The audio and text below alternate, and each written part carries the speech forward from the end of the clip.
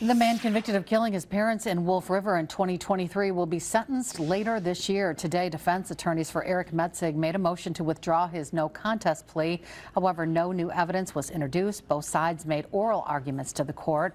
The judge ruled that Metzig entered that plea knowingly and intelligently, ultimately dismissing his arguments. As we've reported, Eric Metzig killed Dave and Jan Metzig in their home.